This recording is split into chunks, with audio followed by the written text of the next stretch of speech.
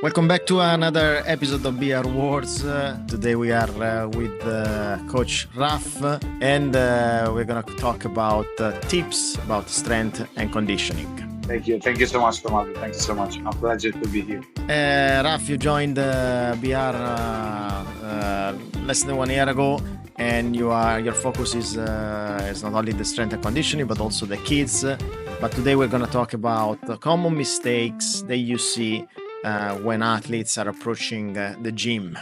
What happens there? So the first common mistake that actually I can see in like amateur athletes is that when they show up at the gym, first of all, they don't know what to do. So they randomly do any kind of exercise that probably they just check by YouTube or any kind of fitness influencers. So, and without any kind of progression and plan. As you know, I mean, doing random stuff, it doesn't work like that. It's not gonna improve your performance. And sometimes even like it's getting worse. So this is especially for the endurance athlete, I'd say this is the common mistake for sure. I think also, having, as you said, YouTube and influencers and videos, sometimes people think that they can do it.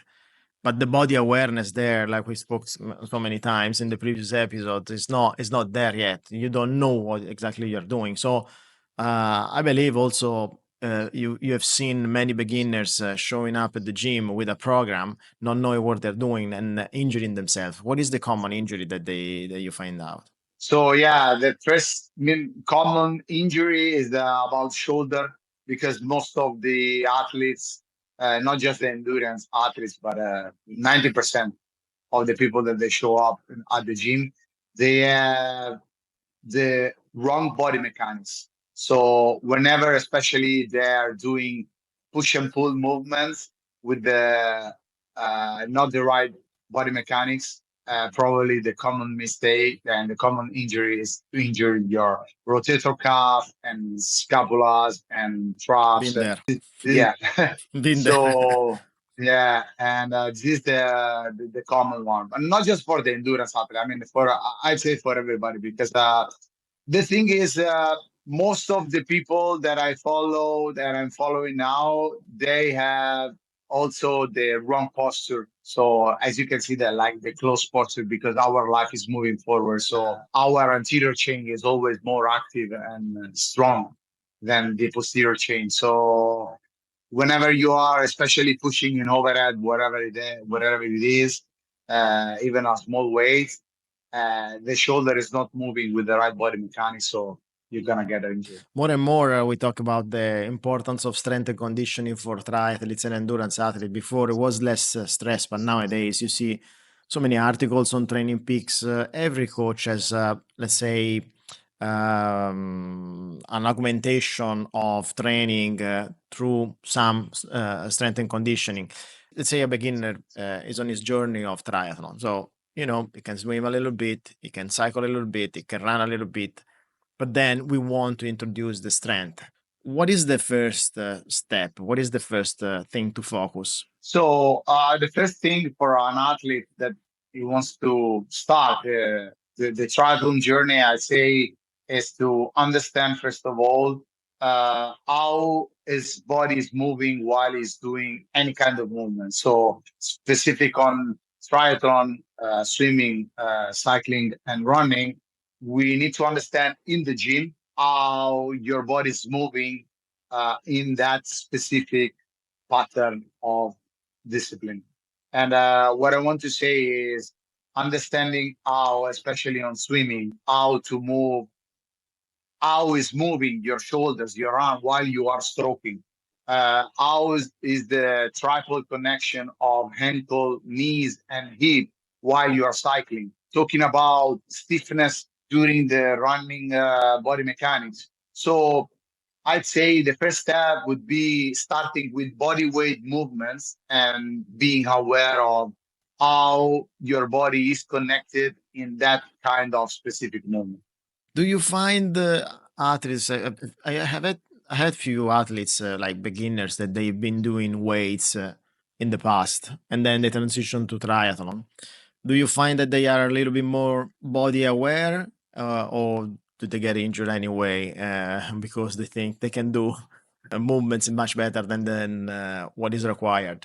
So look, in terms of, let's say, fitness level, for sure, probably whoever is coming from other kind of sport, especially specific in the gym, they might be, let's say, more aware of movements. But the thing is, we are talking about sport specific movements, swimming, cycling, and running. When we say specific, meaning that every discipline has a specific body mechanics. So, in terms of injury prevention, uh, you have to go straight into that specific discipline and in that specific strength, functional strength, specific pattern. But yeah, I'd say if your body composition is more aware of moving weights, and not just only your body weights, but also weight, yeah, for sure. Do you use do you ask your athletes to, because obviously when you're using online coaching, it's difficult to assess the athlete, especially if he's a beginner. So do you use any particular technique with online coaching, or athletes that are not within in your place? Yeah, so usually what I'm doing is a basic physical assessment after the consultation. And I just want to check how the composition of his body, his posture, and whatever, with the simple movements. And then what I'm doing is a swimming assessment, cycling assessment, and running assessment. Meaning what? Take a video 2, 3 minutes from 360 degrees, and then I'm checking that.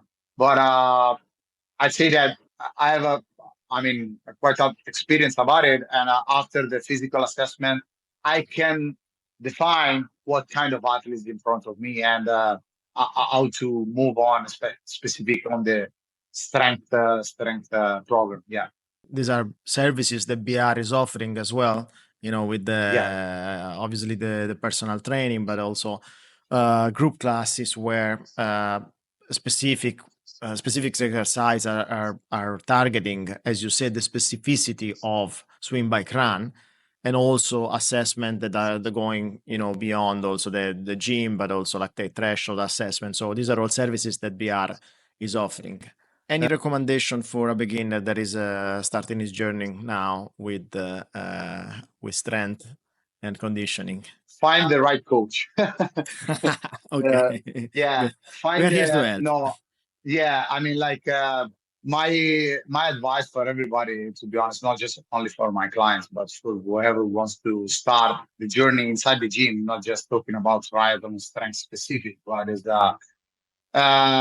find the right person that is gonna give you the right pathway of understanding how your body is moving. And but when I'm saying body, I'm saying literally from your feet until your head.